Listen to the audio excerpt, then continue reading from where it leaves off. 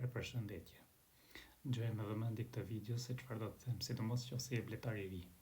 Atëherë kemi disa raste që tani ose në shtator edhe në tetor ndodh që janë disa mbretëresha që atyre ju shtërron sperma dhe vazhdojnë dhe pjellin vetëm pjellje mashkullore. Në një fjalë gjithë kornizën nënshore se ka bërë pjellje të rregullt, janë vezë të rregullta një nga një, por e shikon që aty dalin gjithë meshkuj. Kështu që në moment që shikon që ka gjithë pjellje mashkullore, atëherë shumë dyshojnë, thonë nuk ka mbretëreshe dhe ka vazhdu pjelljen bleta punëtore, por nuk është bleta punëtore, aty mund të jetë mbretëresha, por shumica nuk e shohin. Kështu që kjo don kujdes kur të bashkohet me një koloni tjetër. Ndërsa është rasti i dytë që ti shikon që ka bë pjellje ditore, po ka shumë edhe prap janë edhe ato mashkullore. Kështu që për ta kuptuar që se ka apo nuk ka, është një mes dallim, se tek e para ti shikon se janë vezë të rregullta, por janë mashkullore. Pavarësisht se ti ndoshta nuk e shikon mbretëreshën se ku është.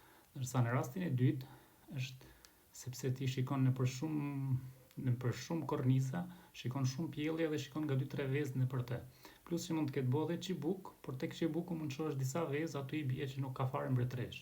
Kështu që në të dy rastet do të don kujdes kur ti ta bashkosh me një blet tjetër. Sepse në moment që ti e bashkon këtë të parën që e pe se i ka pjelljen e rregullt, por janë gjitha mashkullore, aty i bie tjetër mbretëresha. Pavarësisht se ti nuk e ke pa. Dhe në moment që ti nuk e shikon se është mbretëresha apo jo, e merr e bashkon me një tjetër, ndodh që 90% rasteve do ta vrasin atë mbretëreshën tjetër që bën pjellje të mirë, ose mund të vriten të dyja dhe mund të shkatërros të dyja kolonitë. Kështu që të dyja duan një kujdes kur të bashkohen. Të dyja duan një mënyrë të ndryshe.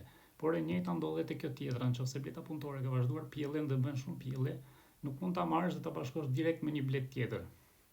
Sepse ato automatikisht do të vriten njëra tjetrën dhe do ta vrasin dhe mbretëreshën që ishte në koloninë e rregullt.